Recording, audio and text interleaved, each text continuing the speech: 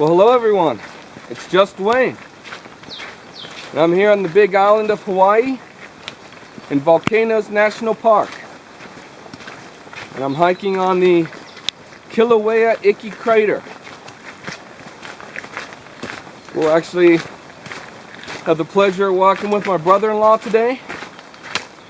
And we're going to walk down to the base of the caldera and walk across the caldera that last erupted in 1959.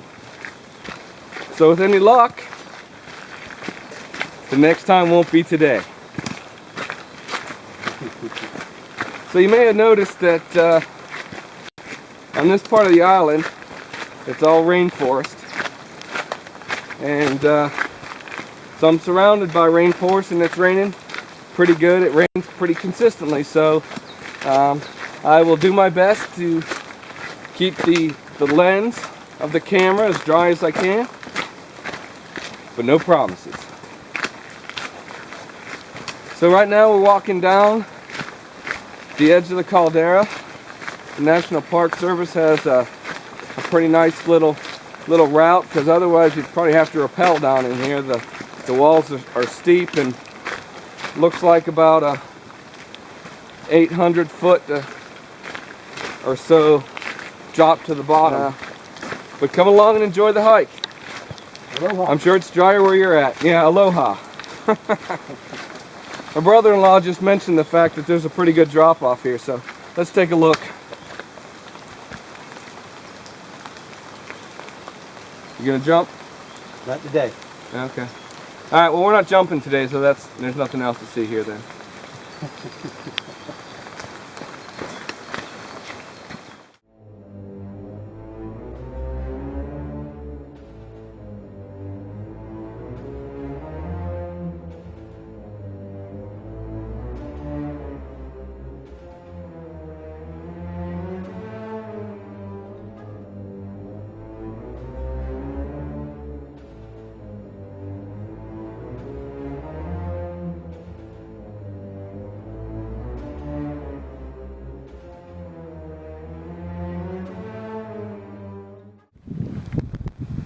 So here we have a little vent that's still looks like it's steaming a little bit. Of course, we're standing there gawking at it, and my brother-in-law says, you know, didn't they say we're not supposed to be breathing all this in? And we're like, finally got smart enough to go to the upwind side. So obviously we can be trained.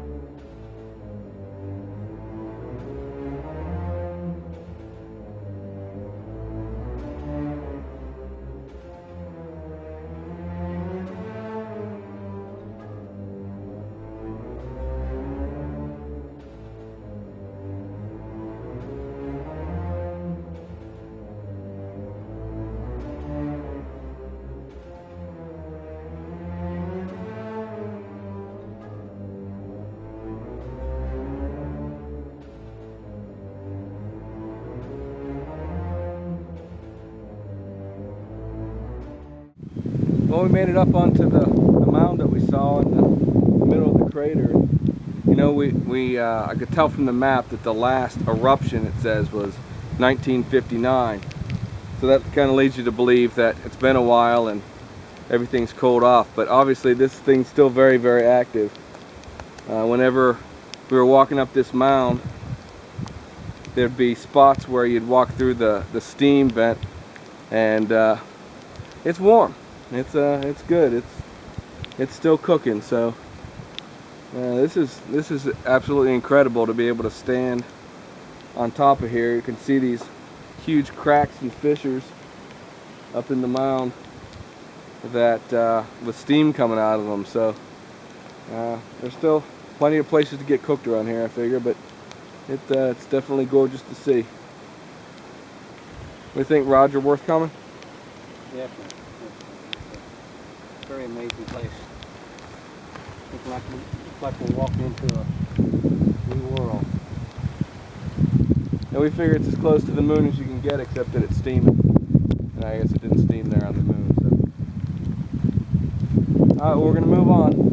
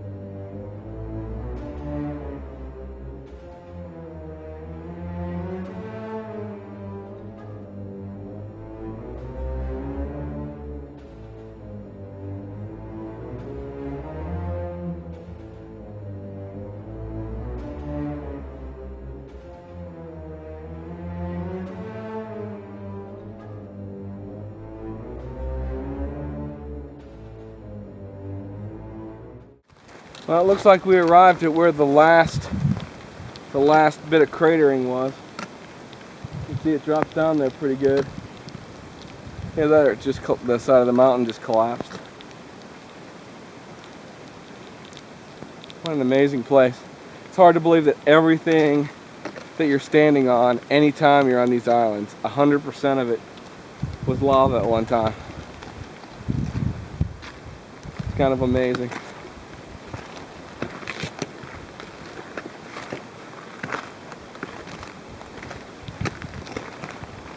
We were up a couple of days ago, getting as close as we could get to where the active lava flow is on the southeast side of the island.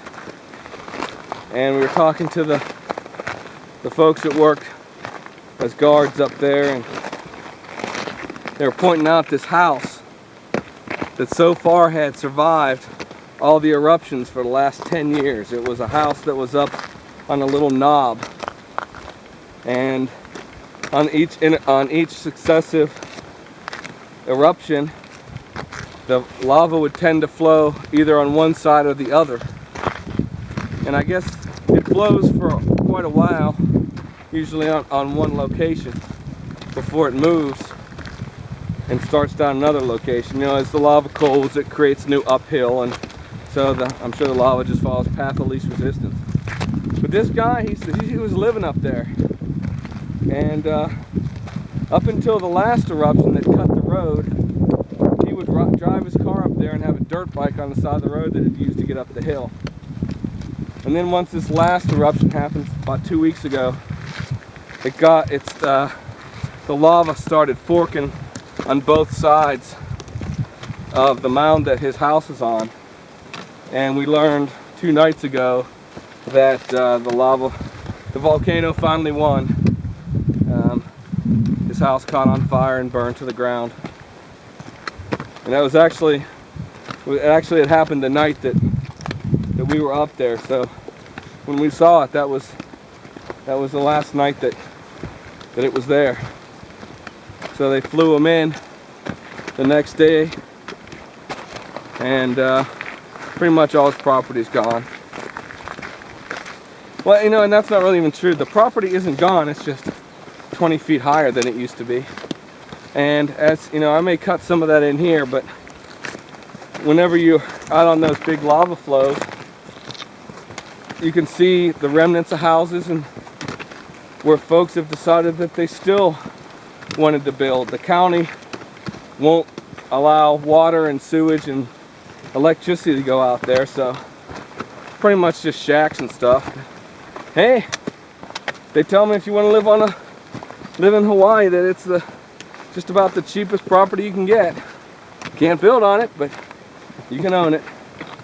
Understand the taxes are $25 a year.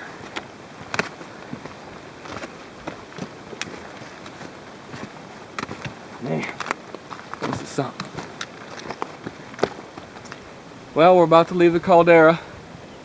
head back up the other side. So the nice flat walking, well, reasonably flat walking's behind us. Now we gotta walk up. You know, I gotta say, there's a couple of purchases that I've really just tried out for the first time here, and I'm gonna do a separate video on them. But my rain gear, which I've had for a little while, but it just hasn't really rained when I've been out.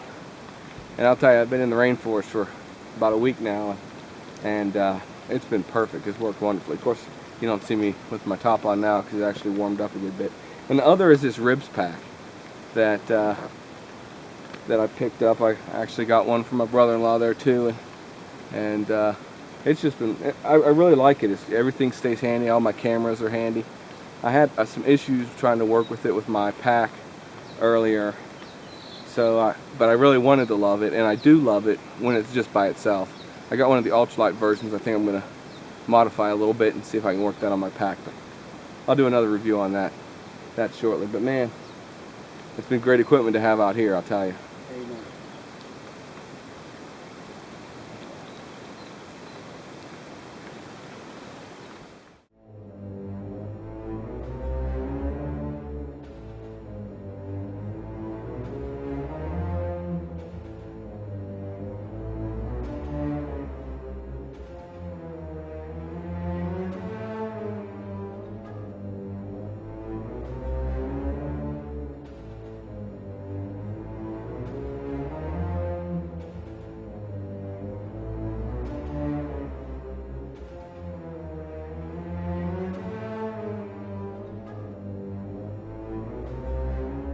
So what are your thoughts, Roger?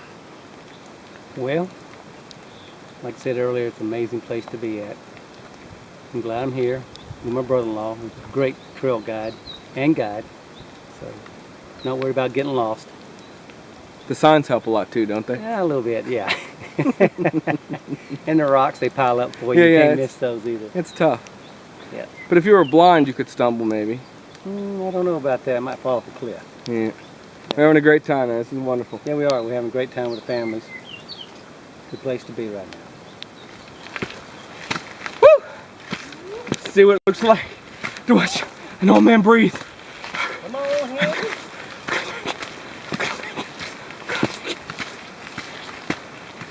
Happy thoughts. Happy thoughts.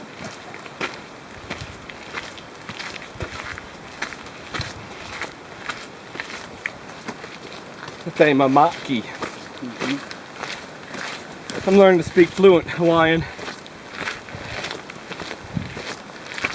Pretty much you just go ooh, ooh, wah, ah, ah in the middle of everything. At least that's what I do. And they don't look at me weird or nothing.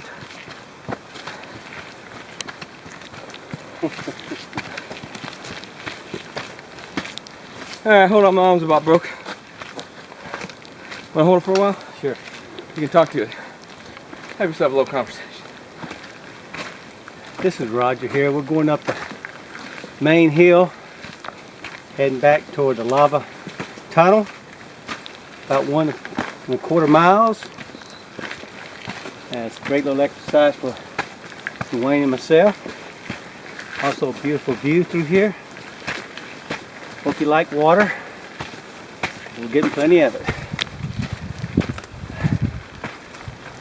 Well, I'll tell you, it sure has been a great adventure. I know we sure had a great trip. Get to see stuff that you don't get to see at home. So I'm sure glad that you came along. Hope that you enjoyed the trip. And as always, I look forward to seeing you again on the trail.